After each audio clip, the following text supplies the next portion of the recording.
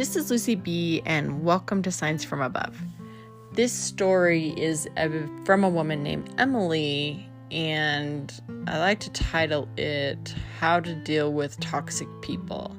So according to Emily is the type of person that is able to keep away from toxic people, and I believe we all have been around toxic people, whether it is somebody you work with, maybe even somebody you volunteer with, maybe a neighbor, and maybe a family member. So what Emily has is she was able to keep some of those coworkers, whatever it may be, kind of at an arm's length when she had dealt with some kind of very toxic people. And one particular person that she did have a hard time with was her own sister. Emily completely loves her sister. She loves all of her family.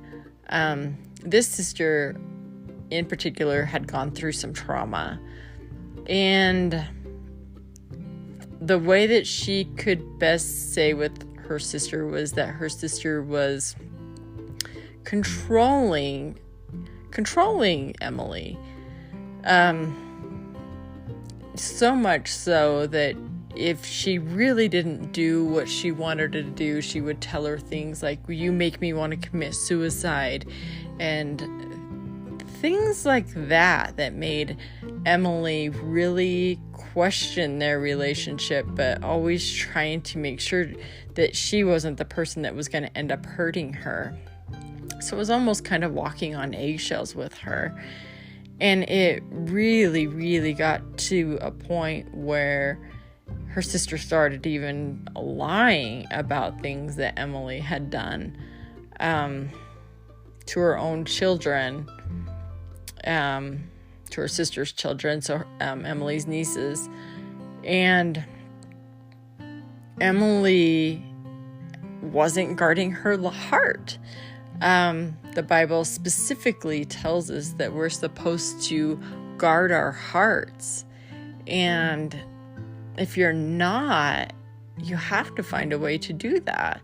So as a Christian, turning away from a family member or whatever it may be is really hard, because we are also commanded to love everyone. So really, you go in and you look at the Bible and you look at Jesus's life, right? So, there's some pretty flawed people in the Bible. David with his affair, and then ended up even having her husband killed. We have, oh goodness gracious, like the entire Bible, you could go through it and they're just a bunch of messed up people, from Jonah trying to run away from God and not doing what he's telling him to do, down to Sarah that's laughing for God telling her that she's gonna have a child, and Rahab that was the prostitute. Oh goodness. Even right down to Peter that's denying Jesus, right? So it's really kind of hard to look at and whose example that you should follow. But then again, there's always that one perfect man, our Messiah, Jesus Christ. Now, Jesus is the one that's lived the perfect life, and his example is really, truly the one that we need to follow.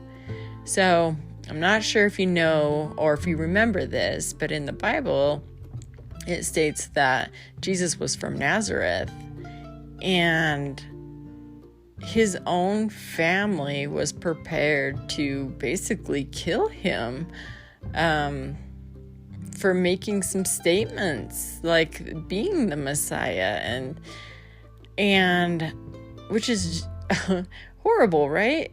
Like, I couldn't imagine wanting to kill my family members no matter what. But the thing is Jesus he said okay, and he just kind of stomped his feet out, or whatever it was, shake the dust off of your sandals, and walked out of the village. He never returned. And so, although Jesus loved his family, he was the one that told us that we need to love everyone. The first commandment is to love the Lord our God with all our heart. And second commandment that he says we need to follow is love our neighbor as ourselves, and that we're supposed to love everyone. So I think that sticks in our mind, but at the same time, Jesus loved them, but knew that he needed to guard his heart, and he walked away from them. And I really truly do believe that was hard for him, but he wasn't going to force a relationship with them and try to control them. And it's kind of like God gives us that free will as well to have a relationship with him or not. And he's not going to be manipulated, and we shouldn't either. We're there to love. We're there to be there for them when they need us. We're there to pray for them above all. Always pray. Again, it says pray for our enemies. And honestly, I truly think that that's a form of forgiveness, is when you can pray and pray that you truly, truly mean that you want goodwill. You want them to come to the Lord Jesus Christ. You want them to be saved, right? And when you can truly do that, that means that you are forgiving.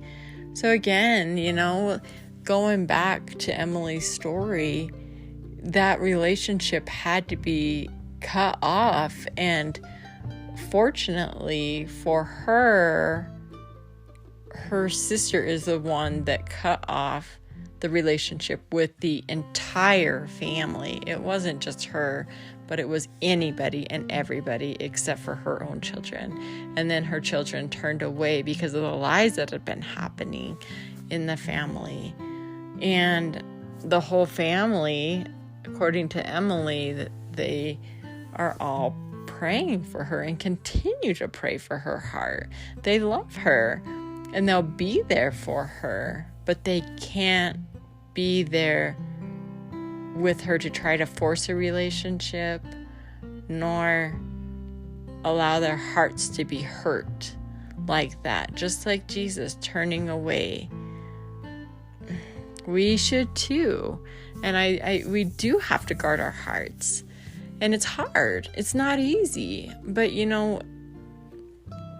and if you're in that situation, pray. Don't just pray. Get on your knees and pray. It's hard. Being in this world is hard. And it's always not knowing to know what decisions that we should make. And that's where we need to turn to the Lord Jesus Christ, right? So my verse that I just goes along with this, and it's King Solomon that says it, and he says in Proverbs 4:23, above all else, guard your heart, for it is the wellspring of life. So protecting our hearts is so valuable, because that's who we are, and you don't want it to become hard, but yet you don't want it to be too soft to where you're getting walked all over either, but it's really soft for the Lord, and really truly still soft for other people, that you truly show that you care. So I guess that's about all that I have to say about that. So I just thank you so much for listening, and I will be back next week. Have a great day.